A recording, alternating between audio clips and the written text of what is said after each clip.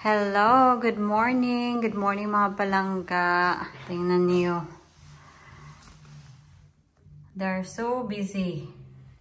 Hindi yun sila makikita si Jan at si Steve. But sobrang busy nila. They are redoing the roof. So, thanks to Steve kasi tinulungan niya si Jan. Saan ba yung dalawa? Behind ata sa van mga palangga. Kaya hindi nyo sila nakikita. Anyway, I just been to do my grocery shopping. Kaya mag-haul tayo. Ito. Hindi na ako nag-vlog kasi of course, ano na naman, pa-music sa Tesco. Mga usual stuff lang naman yung mga kailangan sa bahay ba. Kasi today is weekend, Saturday ngayon. And from Tuesday to Friday, meron akong duty. 4 long days, 4 consecutive days ako may duty. Kaya, I'm still tired, I'm still sleepy, but wala nang stock sa bahay. And si Mr. busy nga. Kaya ayun, ako lang isa mag-grocery. Meron akong ribs for tonight's tea. So, kailangan natin itong i-marinate para, ano ba, mas manuot talaga yung sarap.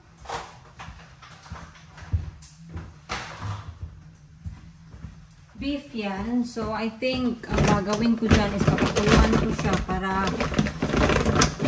tender yung meat.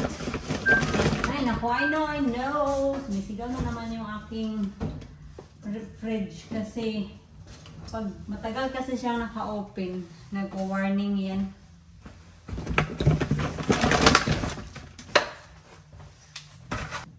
Ang dami pa palang cranberry juice. Okay lang yan. Matagal pa naman mag-expire yung cranberry juice. So si Ate Janice hindi nakasama kasi meron siyang trabaho. Bumili ako nito mga palangga. I don't know what it is, pero na-curious ako. Sabi dito, ano daw? 6 pork fagots. Fagots ba yung pang-pronounce? Tama ba? But yeah, yan. Yan. So, yeah.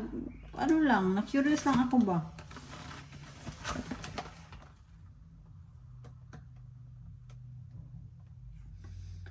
For best result, always cook from frozen. Ensure food is piping hot throughout before serving. Okay.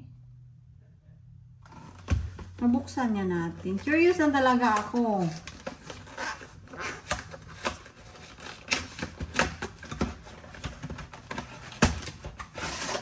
Ah, nakaganito siya.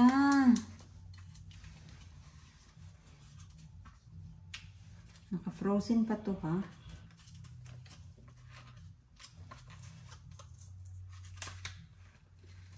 Ah, ganito siya mga loves. Okay. Okay. Ibalik natin sa packaging.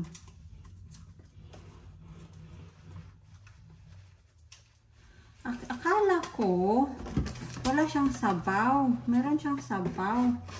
Kasi I was just expecting na parang, ganito ba? Ganito talaga sa meron talaga siguro sa loob ng, naka-frozen pa kasi yung sabaw niya. Kaya hindi mo makikita yung, ito na parang burger. Galitan na naman ako ni Mr. nito kasi kung ano-ano lang yung binibili ko. Curious lang. Gusto ko lang matry. Pagdating kasi sa pagkain mga palangga, gusto kong itry yung mga pagkain pa na hindi ko na-try. Kung hindi masarap, huwag na bilhin next time, di ba? So, ito, bumili ako ng monsto, green beans, itong cauliflower, and broccoli. Kahit na 4 consecutive days akong naka-duty, meron din naman akong 4 days day off. Kaya, that's why I'm looking forward na magluto-luto. Kasi Para hindi naman magreklamo yung asawa natin. Hindi naman nagre-reklamo si Jen. Pero ako ba, as a wife, nagigilty ako. Kasi yung mga kinakain lang guys, yung mga easy meal na nilalagay lang sa oven. Kaya minsan talaga nagigilty ako na hindi ko siya na-prepare ng pagkain. Kasi nandito sa Steve. So, para mayroon silang pagkain. Or chocolate.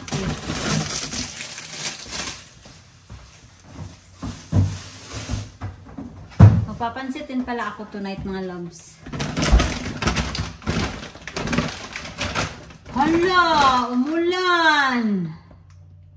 Sobrang ganda ng timing ko ha. Kasi nakita nyo naman sa sa intro ng vlog. Mainit. It's good weather, pero tingnan niyo na. Anong nangyari? Umulan. Nawala na si Mr. Sunshine. Tingnan niyo yung dalawa. Oh dear. Ay. Itong si Mr. Sun, ha? Anyway, mga loves, by the way, itong leaves na to, ano to siya, bee leaves. Ikaso, yung mga pinik namin is yung baby leaves pa ba, hindi yung mature na leaves, kaya ito nag-curled up sila. Galing to kay Benan, kasi meron siyang malaking bee leaves sa, bee leaves, meron siyang malaking bee tree sa, sa kanyang, babahay. Ito yung mature, kasi hindi siya nag-curl up. Anyway, what can we do? Hello, sana hindi umulan ng malakas kasi kawawa talaga yung dalawa ba? Sus, naku naman itong dalawa. Sus. Oh dear. Right, let's continue with this one. So, hindi mawawala yung hot cross buns ni Mr. Ano ba hot cross buns na nakalabas? Meron.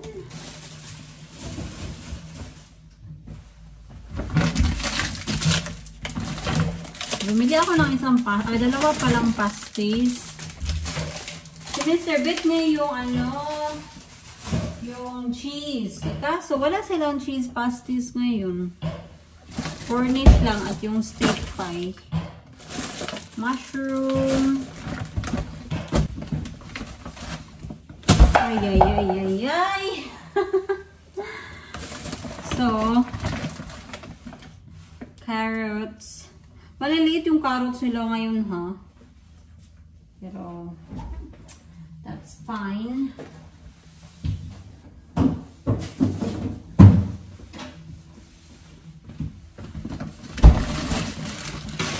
Lastly, itong fries. Chips pala. Kasi yung fries, di ba? Maliliit yung fries. French fries. Ito, chips yung malalaki. Tingnan nyo naman itong mga palangga. So, mga 2 minutes lang. Nagbago yung weather ng UK. Umaraw ulit. So, kanina umulan. Umaraw ngayon. And then, let's say later on, baka mag-hailstone. Huwag naman. Oy, pati Hello, it's another day. Magpuhol tayo ng kaunti kasi dumating na yung in-order ko. Nabudol tayo mga palangga. Sana lang magkasya sa akin. Kung hindi, alam niyo na, i-return ko to. So, first dress is ito. Kulay green siya. Susukat ko din. Hopefully, hindi siya malaki sa akin. It looks like na malaki siya sa akin mga palangga. But kung bagay siya sa akin, don't worry kasi meron tayong Janina na pwedeng mag-alter dito. So, ito na siya. Tatry ko. What do you think mga palangga? I really like this upper part right here. And gustong-gusto ko tong style na to kasi alam niyo naman ako, kung matagal na kayo nanonood sa akin, mahilig talaga ako sa sleeve na dress kasi nakwenta ko na to sa inyo mga palangga. Insecure ako sa aking braso kasi malaki talaga yung braso ko, tabain ako ng braso. So maganda siya. Pagpasensyahin na kasi yung bra ko hindi siya design na pang ganito ba. Hindi na ako nagpalit ng bra. And yung likod, sexy yung likod niya. So pagpasensyahin na, makikita yung bra ko. At hindi ko din hinubad yung leggings ko. Pero maganda siya ha. So ang gagawin ko, I will ask Janina to alter this. Para ganyan siya. But yeah, I like this mga loves. And meron din siyang lining ha. So hindi siya see-through. Yan meron siyang lining dito. Yung material niya sobrang ano siya, malamig yung material niya ba. So maganda talaga pang summer. So this is the second one. I don't know what to make out of this mga palangga. I really like the color ha. Medyo makusot kasi at the moment. And ako din, hindi ko din talaga to sinukat ng mabuti ba. Kasi yung bra ko nakikita pa. Tapos naka-leggings pa ako. I don't know. I really don't know. Later on, isusukat ko to ng mabuti off-cam.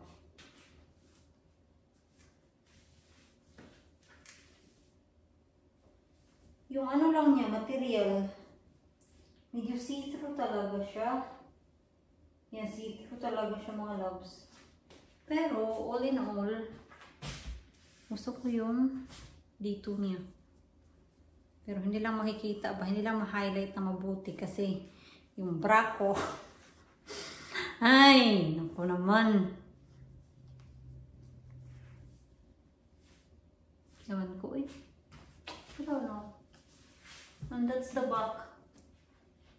Parang hindi ko to bet in a way. Just a kulay. The third one mga palangga. Sobrang haba. Look. Wala naman ako ikakasal ito eh. May kasal ba? Pero gusto ko talaga yung dito niya ba? Yung neckline. No, not for me mga palangga. Maganda pa naman siya. Kinuha ko to kasi maganda talaga na tingnan sa model. And I don't know how tall was the model was, but alam ko na mahaba talaga siya sa akin. Ankle length talaga ba? Sa model, ano siya? Mga dito ata. Yan.